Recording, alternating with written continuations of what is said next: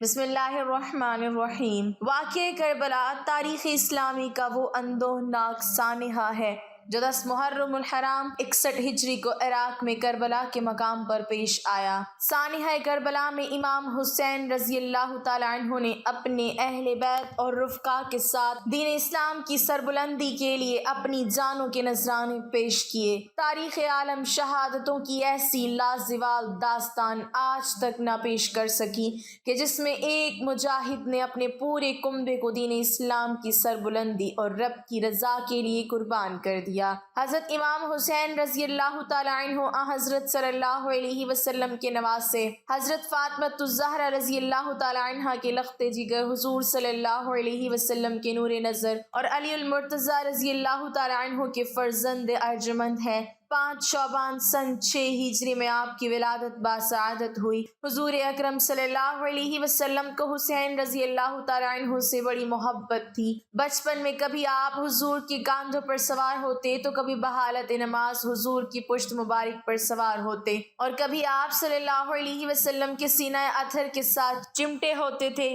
جب پشت مبارک پر ہوتے تو حضور صلی اللہ علیہ وسلم سجدوں کو لمبا فرما دیتے۔ حضور صلی اللہ علیہ وسلم فرماتے ہیں کہ حسین مجھ سے ہے اور میں حسین سے ہوں۔ حسن و حسین جنت کے نوجوانوں کے سردار ہیں۔ حسین چراغ ہدایت ہیں۔ امیر معاویہ کی وفات کے وقت امام حسین مدینے میں موجود تھے۔ یزید جب تخت نشین ہوا تو اس نے والی مدینہ ولید بن عتبہ کو حکم دیا کہ حسین رضی اللہ تعالیٰ عنہ عبداللہ بن زبیر اور عبداللہ بن عمر سے ان کی خلافت کے لیے بیعت لی جائے۔ والی مدینہ نے جب ان ہستیوں کو بلا کر جب یزید کا پیغام سنایا تو انہوں نے حالات کے پیش نظر مدینے کو چھوڑ دیا اور مکہ چلے آئے۔ مکہ میں امام میں موجود تھے تو کوفہ والوں کے خط آنا شروع ہو گئے کہ یزید تخت پر بیٹھ چکا ہے، وہ دین میں طرح طرح کی خرابیاں پیدا کرنے کا مرتکب ہو رہا ہے، اس کے فسق و فجور کو اگر نہ روکا گیا تو دین اسلام کا شیرازہ بکھر سکتا ہے۔ ہم آپ کو اپنی پوری معاونت کا یقین دلاتے ہیں، لہٰذا آپ کوفہ تشریف لے آئیں۔ اسی طرح کے مضامین پر مشتمل تقریباً 900 خطوط امام حسین کو موصول ہوئے۔ امام حسین نے کوفہ جانے کا فیصلہ کر لیا۔ کئی لوگوں نے امام حسین کو کوفہ جانے سے منع کیا۔ انہوں نے کہا کہ اس سے قبل بھی کوفہ والے آپ کے بھائی اور والد گرامی کے ساتھ دھوکہ کر چکے ہیں، ان سے کچھ بھی بعید نہیں۔ اب طے یہ پایا کہ امام حسین نے مسلم بن عقیل کو، جو کہ ان کے چچا زاد بھائی ہیں، کوفہ بھیجا تاکہ وہ وہاں کے حالات کو پرکھیں اور لوگوں سے امام حسین کے لیے بیعت لیں اور حالات اور تمام صورتحال سے امام حسین کو آگاہ کریں۔ امام مسلم کوفہ کے لیے روانہ ہوئے تو کوفہ پہنچ کر مسلم بن عقیل نے مختار کے گھر پناہ لی۔ بیعت شروع ہوئی تو تقریباً 12,000 کوفیوں نے آپ کے ہاتھ پر امام حسین کے لیے بیعت کی۔ مسلم بن عقیل نے امام حسین کو خط لکھا کہ حالات سازگار ہیں، فوراً تشریف لے آئیں۔ امام اپنے 72 اصحاب کو لے کر کوفہ کی جانب روانہ ہوئے۔ امام کوفہ کے لیے روانہ ہوئے تو ادھر کوفہ کے حالات اچانک تبدیل ہو چکے تھے۔ مسلم بن عقیل کی بیعت کی خبر جب یزید تک پہنچی تو اس نے عبید اللہ بن زیاد کو کوفے کا والی مقرر کیا۔ عبید اللہ بن زیاد ظالم ترین شخص تھا۔ اس نے کوفیوں کو ڈرایا، دھمکایا اور کہا کہ جس نے بھی یزید کی بیعت توڑی تو میں کوڑے اور تلوار سے کام لوں گا۔ کوفیوں نے پینترا بدلنا شروع کیا اور بیعت سے پیچھے ہٹ گئے۔ اس دوران امام مسلم اکیلے رہ گئے اور جاسوسوں کے سبب گرفتار ہوئے۔ عبید اللہ بن زیاد نے ان کا سر کاٹ کر دارالعمارت سے نیچے پھینک دیا۔ امام حسین کوفے کی جانب عازم سفر ہوئے تو رستے میں فرزد کے شاعر ملا۔ یہ کوفہ سے آ رہا تھا۔ اس نے امام حسین سے کہا کہ کوفیوں نے عقیل سے کی گئی آپ کی بیعت توڑ دی اور امام عقیل کو شہید کر دیا گیا ہے۔ کوفی وہ لوگ ہیں جن کے دل تو آپ کے ساتھ ہیں لیکن تلوار بنو امیہ کے ساتھ۔ امام نے اصحاب سے مشورہ کیا تو کچھ لوگوں نے کہا کہ واپس لوٹ جانا چاہیے۔ مسلم بن عقیل کے قرابت داروں نے کہا کہ ہم عقیل کا قصاص لیں گے۔ امام کا قافلہ کوفہ کی جانب روانہ ہو گیا۔ سب سے پہلے ہر بن یزید نے امام کا راستہ روکا۔ اس کے بعد عبید اللہ بن زیاد نے 4,000 کی مزید کمک دے کر عمر بن سعد کو حضرت حسین رضی اللہ تعالیٰ عنہ کے مقابلے پر بھیجا گیا۔ امام حسین نے ان کے سامنے اپنی شرائط پیش کی کہ یا مجھے یزید کے پاس جانے دیا جائے یا واپس جانے دیا جائے، یا جہاں کسی سرحد پر جہاد ہو رہا ہو وہاں کی جانب جانے دیا جائے۔ امام حسین نے کوفیوں کے خطوط کے وہ تھیلے بھی عمر بن سعد کو دکھائے جو انہوں نے امام کو آنے کے لیے لکھے تھے۔ عمر بن سعد نے عبداللہ بن زیاد کو خط لکھا اور حسین کی 3 شرائط بیان کی تو عبداللہ بن زیاد بھی مطمئن ہوا کہ معاملہ بات چیت کے ذریعے حل ہو جائے گا۔ شمر ذی الجوشن جو اس وقت دربار میں موجود تھا، اس نے عبید اللہ بن زیاد سے کہا کہ کیا آپ حسین کو دوبارہ مہلت فراہم کر رہے ہیں کہ وہ آئندہ بھاری طاقت اور جمعیت اکٹھا کر کے ہمارے مقابلے پر آ جائے؟ اگر آج امام حسین کو جانے دیا تو آپ لوگ ان پر کبھی قابو نہیں پا سکو گے۔ شمر کے ان الفاظ نے عبید اللہ بن زیاد کے ذہن کو تبدیل کر دیا۔ اس نے شمر کو خط بھیجا اور کہا کہ یہ خط عمر بن سعد کو دینا، اگر وہ ہمارے حکم کو بجا لائے تو ٹھیک، ورنہ اس کو قتل کر کے خود لشکر کے امیر بن جانا۔ 7 محرم کو امام حسین کے لشکر پر پانی بند کر دیا گیا۔ دریائے فرات ڈھانچے مارتا ہے اور وہاں سے حسین رضی اللہ تعالیٰ عنہ یا ان کا کوئی بھی لشکری پانی نہیں پی سکتا۔ فوج اشکیا فرات کے کنارے موجود ہیں۔ حسین پر پانی کی مکمل بندش ہے۔ 9 محرم کو شمر کربلا پہنچ گیا۔ امام حسین کی کچھ دیر کے لیے آنکھ لگی تو اٹھ کر اپنی صاحبزادی حضرت زینب سے کہا کہ مجھے خواب میں رسول اکرم صلی اللہ علیہ وسلم کی زیارت ہوئی ہے اور انہوں نے کہا ہے کہ تم ہم سے ملنے والے ہو۔ اس کے بعد امام حسین نے اپنے اصحاب کے سامنے ایک تقریر کی، ان کا شکریہ ادا کیا اور کہا کہ تم نے میرا بڑا ساتھ دیا ہے، یہ فوج اشکیا میرے خون کی پیاسی ہے۔ میں حسین تمہیں یہ کہتا ہوں کہ تم لوگ رات کے اندھیرے میں واپس چلے جاؤ اور عورتوں اور بچوں کو بھی ساتھ لے کر چلے جاؤ۔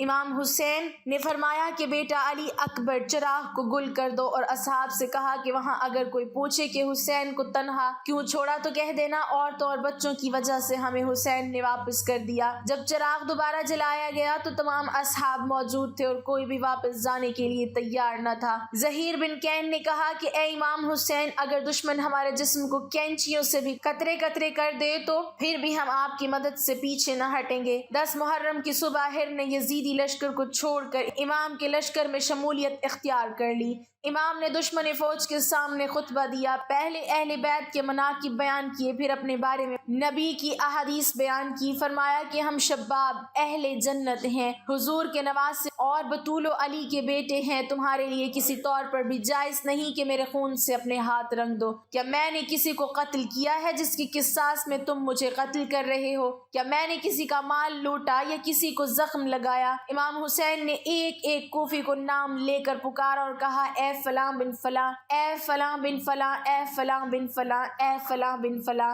کیا تم نے مجھے خط نہیں لکھے تھے؟ کیا مجھے آنے کا نہیں بولا تھا؟ یہ لوگ یزیدی فوج میں موجود تھے تو وہ لوگ مکر گئے۔ امام حسین رضی اللہ تعالیٰ عنہ نے وہ خطوط کے تھیلے عمر بن سعد اور شمر کو دکھائے جو ان کو لکھے گئے تھے، لیکن کیا کہیں کہ بدبختی و لعنت فوج یزید کا مقدر ہو چکی تھی۔ اتنا سمجھانے کے باوجود بھی اقتدار اور زر کی ہوس نے انہیں اندھا کر دیا تھا۔ کوفیوں نے ایک نہ سنی۔ فوج کے عہدیداروں کو یہ معلوم تھا کہ اگر یزید کو خبر ہو گئی کہ ہم نے امام حسین رضی اللہ تعالیٰ عنہ کو بلایا ہے تو وہ ہمیں قتل کر دے گا۔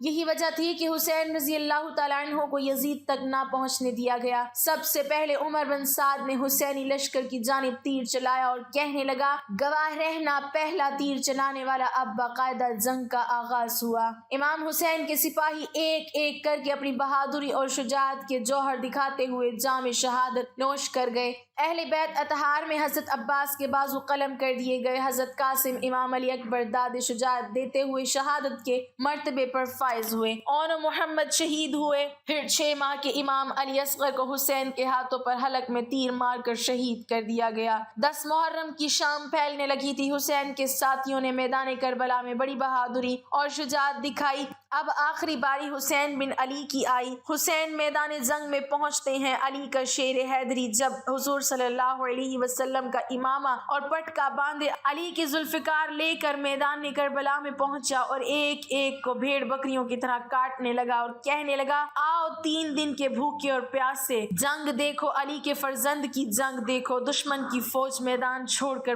گھر بھاگنے لگی۔ جب شمر نے یہ منظر دیکھا تو کہا کہ تم اکیلے اکیلے اس کا مقابلہ نہیں کر سکتے، سارے مل کر یک بارگی حسین پر حملہ کر دو۔ میدان کربلا میں سینکڑوں نیزے، تلواریں، خنجر اور تیر حسین کی جانب بڑھے، حسین کو شہید کر دیا گیا۔ شمر نے خولی سے کہا کہ اس کا سر کاٹ لو، اور وہ آگے بڑھا تو اس کے ہاتھ کانپ گئے۔ پھر شکی سنان بن انس نے یہ کام انجام دیا۔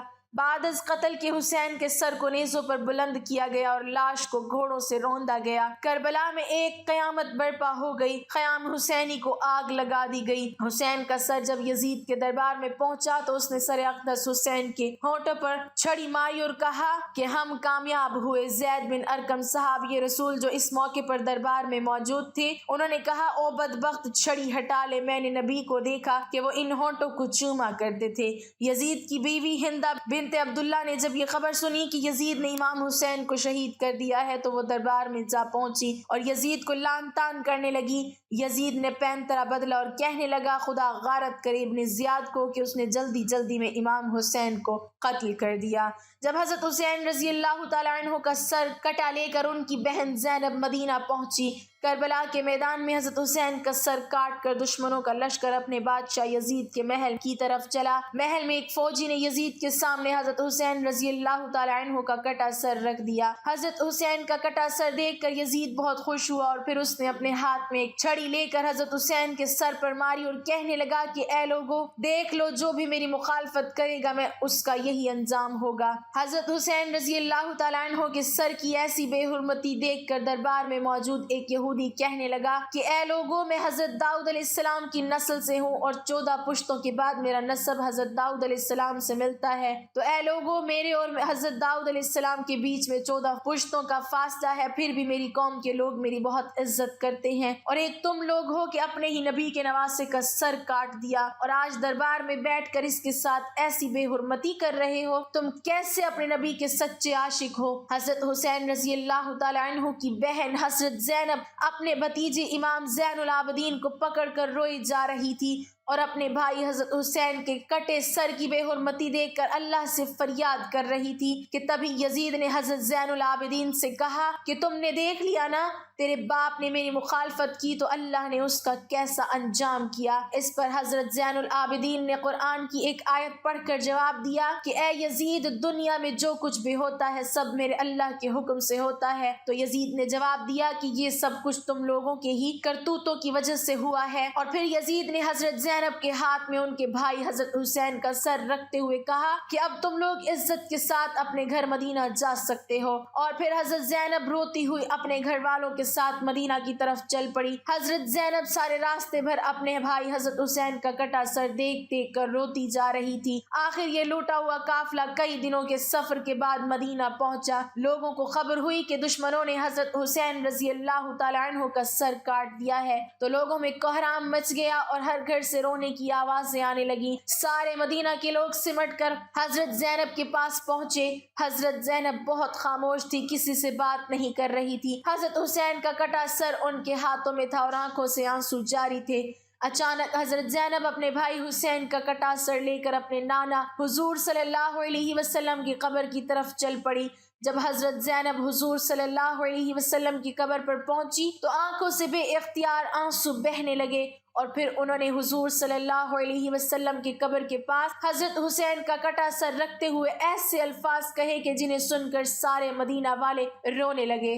حضرت زینب نے حضور صلی اللہ علیہ وسلم کی قبر کے سامنے کھڑے ہو کر کہا، اے میرے نانا جان، کاش کہ آپ زندہ ہوتے تو دیکھ لیتے کہ دشمنوں نے آپ کے پیارے حسین کا کیا حال کیا ہے، اسے قتل کر دیا اور اس کے جسم پر گھوڑے دوڑا دیے، اور جب اس سے بھی دل نہ بھرا تو دشمنوں نے آپ کے پیارے حسین کا سر ہی کاٹ دیا۔